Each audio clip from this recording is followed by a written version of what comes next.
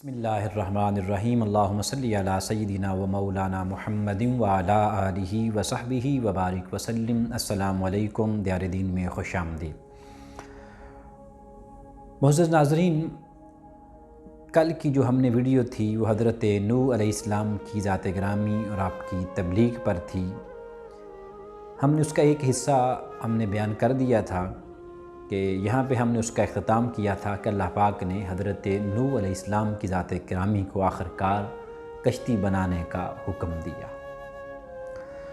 حضرت نوح علیہ السلام کی ذات گرامی نے جو کشتی بنائی، حضرت نوح علیہ السلام کی ذات گرامی جب کشتی بنا رہے تھے تو لوگ وہ جو منکر تھے آپ کے پاس آتے اور آپ پر آ کے ہنستے، یہ کشتی بنائے گا، اس پہ بیٹھ کے سوار ہو کے جائے گا، طرح طرح کی باتیں کرتے۔ حضرت نوح علیہ السلام کی ذات گرامی انہیں فرماتے، کوئی بات نہیں، چند دنوں کے بعد ایسا وقت آئے گا کہ تمہارے لیے رونے کے سوا اور کچھ بھی باقی نہیں بچے گا۔ حضرت نوح علیہ السلام کی ذات گرامی کے پاس ایک بڑھیا روز آتی اور آ کر آپ کے پاس آ کر بیٹھ جاتی۔ آپ کام میں لگے رہتے، جب شام ہوتی تو پوچھتی کہ ہم نے کب جانا ہے۔ حضرت نوح علیہ السلام فرماتے جب کشتی بن جائے گی، تیار ہو جائے گی، ہم چلے جائیں گے۔ وہ روز آتی۔ ایک دن حضرت نوح علیہ السلام کی ذات گرامی نے انہیں فرما دیا کہ ایسا کرنا کہ آپ بوڑھی ہیں، روز آپ سفر کر کے تھک کے آ جاتی ہیں، آپ نہ آیا کریں، گھر میں آرام کیا کریں۔ جس دن کشتی بن جائے گی اس دن میں کسی کو بھیج کے آپ کو بلا لوں گا اور ہم آپ کو ساتھ لے کر چل پڑیں گے۔ وہ آپ کی صحبت میں بیٹھتی تھی اور آپ کو پسند کرتی تھی، آپ کی آواز پر اس نے لبیک کہا تھا۔ حضرت نوح علیہ السلام کی ذات گرامی بیٹھ گئے، اس کے بعد اپنے کام میں آپ لگے رہے اور حتیٰ کہ کشتی آپ نے تیار کر لی۔ حضرت نوح علیہ السلام کی ذات گرامی نے جب کشتی تیار کر لی تو اللہ پاک نے جو پہلا حکم دیا تھا، اے نوح، کہ تندور سے سب سے پہلے پانی نکلنا شروع ہو جائے گا۔ حضرت نوح علیہ السلام کی ذات گرامی نے جب دیکھا کہ تندور سے پانی نکلنا شروع ہو گیا ہے تو انہوں نے کشتی میں بیٹھنے کا ارادہ فرمایا اور جو آپ کے ارادت مند تھے، آپ کے ساتھی تھے، ان سب کو کہا کہ کشتی میں سوار ہو جاؤ۔ اللہ پاک نے حکم دیا ہوا تھا کہ نوح جب تم کشتی میں بیٹھو تو جوڑے جوڑے کرنا، بھی ہر مرد کے ساتھ ایک عورت، اور اگر جانور بھی جو ساتھ ہوں ایک میل ہو اور ایک فیمیل ہو۔ اس طرح شیر تھا اور شیرنی تھی، چوہا تھا اور چوہیا تھی، اس کے علاوہ دیگر اور چند جو جانور تھے، حضرت نوح علیہ السلام کی ذات گرامی نے ان کو بھی کشتی کے اندر سوار کیا۔ کشتی کے اندر جب آپ سوار ہوئے، 10 رجب کو یہ کشتی اپنے مقام سے چلی اور طوفان آیا۔ طوفان اتنا اونچا تھا کہ 22 فٹ ہر چیز تھی، چاہے کوئی پہاڑ تھا، کوئی درخت تھا، کوئی جو کچھ بھی تھے، ہر چیز سے اونچا 22 فٹ زیادہ طوفان ہو گیا کہ ہر چیز اس میں غرق ہو گئی، تباہ ہو گئی، سب کچھ اس میں ملیا میٹ ہو گیا، مر گئے۔ 150 دن یعنی کہ 6 ماہ تک یہ کشتی پانی میں چلتی رہی۔ 6 ماہ کے بعد 10 محرم الحرام کو جودی پہاڑ کے ساتھ جا کے لگی۔ اللہ پاک نے ان سب کو نیچے اترنے کا حکم دیا۔ اس میں سے ایک تو باتیں جو مس ہو گئیں وہ ذرا ذہن میں رکھیں کہ حضرت نوح علیہ السلام کی ذات گرامی نے چونکہ شیر بھی تھا، ساتھ شیرنی بھی تھی، اس کو بھی رکھا ہوا تھا، چوہا تھا اور چوہیا بھی تھی۔ آپ کے ساتھیوں نے کہا بھی یہ شیر ہے، اس کو بھوک لگے گی تو یہ تو چیر پھاڑ دے گا ہر چیز کو۔ تو اللہ پاک کی ذات گرامی سے حضرت نوح علیہ السلام نے عرض کیا، باری تعالیٰ یہ شیر ہے، جب اسے بھوک لگے گی یہ تو درندہ ہے، چیر پھاڑ دے گا ہر چیز کو، کیا کروں؟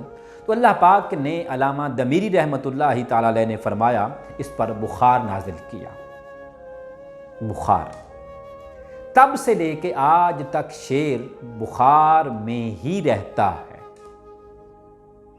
یہاں پر مفسرین نے اور جو باتیں ساتھ لکھی ہیں کہ اگر شیر ہر وقت بخار میں نہ رہے اور اس کی طبیعت میں جتنی زیادہ درندگی ہے، اگر اس پر ہر وقت بخار نہ ہو تو یہ تو اتنی زیادہ قتل و غارت کرے، اتنی زیادہ درندگی کرے کہ کوئی بھی اس کے شر سے محفوظ نہ رہے، اس لیے اس پر ہمیشہ بخار رہتا ہے۔ اور یاد رکھیں کہ بخار زندگی میں پہلی بار حضرت نوح علیہ السلام کی کشتی میں اس شیر پر ہی آیا تھا، اس سے قبل کسی انسان کو بخار بھی نہیں آیا تھا۔ اب اس کے بعد وہ شیر پر تو آ گیا بخار اور شیرنی پر، یہ تو دونوں لیٹ گئے۔ اب وہ جو چوہا تھا اور چوہیا تھی وہ بھی کھانا اب خراب کر رہے تھے، انہوں نے پھر آ کے شکایت کی، تو حضرت نوح علیہ السلام نے اللہ کی بارگاہ میں پھر عرض کی کہ باری تعالیٰ اب کیا کروں؟ تو ایک ہی چوہا تھا، ایک ہی چوہیا تھی، اللہ پاک نے شیر کو چھینک دی، اب اس کی چھینک سے، اس کی ناک سے بلی نکلی۔ اب اس مالک کی یہ قدرت کی کرشمہ سازیاں ہیں۔ بعض لوگوں کا اس میں خیال آئے گا بھی کیسے پیدا ہو گئے؟ بھئی ایسے ہی پیدا ہو گئے جیسے آدم علیہ السلام کی ذات گرامی کی یہ پسلی سے اماں حوا بن گئی، آدم علیہ السلام کے اس ناف سے کتے کو بنا دیا گیا اس مٹی سے، ایسے ہی مالک کل ہے، اس کی قدرت ہے، چھینک آئی تو بس بلی اس میں سے پیدا ہو گئی۔ اس بھی آپ کبھی دیکھیں کہ شیر اور دونوں میں کتنی زیادہ مماثلت ہے بلی میں، شیر اور بلی میں۔ جیسے شیر حملہ کرتا ہے بلی بھی ویسے کرتی ہے، جیسے شیر چھلانگے لگاتا ہے بلی بھی ویسے کرتی ہے، دونوں کا سٹائل سیم، شکل سیم، سب کچھ، بس وہ چھوٹے سے قد میں، یہ بہت بڑے قد میں، بہت بڑے سائز میں ہے۔ مماثلت ان کی تقریباً ہر لحاظ سے ایک جیسی ہے۔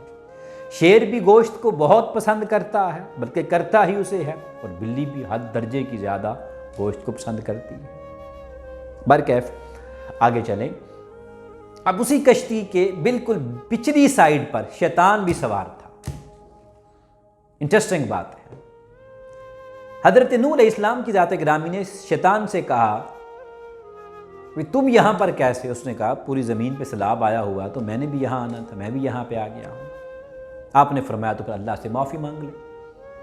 اس نے کہا پوچھو اللہ سے، کیا مجھے معافی مل سکتی ہے؟ حضرت نوح علیہ السلام نے اللہ کی بارگاہ میں عرض کیا باری تعالیٰ یہ شیطان اگر معافی مانگے تو اسے کیا معافی مل جائے گی؟ اللہ نے فرمایا اے نوح، شیطان کی جو معافی ہے وہ بس ایک ہی شرط پر ہے، اب یہ آدم علیہ السلام کی قبر مبارک کو سجدہ کر۔ جو شرط پہلے تھی آدم کو سجدہ کر، وہی فرمایا اب ہے۔ شیطان نے کہا نہیں، میں آدم کو سجدہ نہیں کروں گا۔ اللہ پاک نے فرمایا پھر اسے کہہ دو ہمیشہ کے لیے دھتکارا رہے گا۔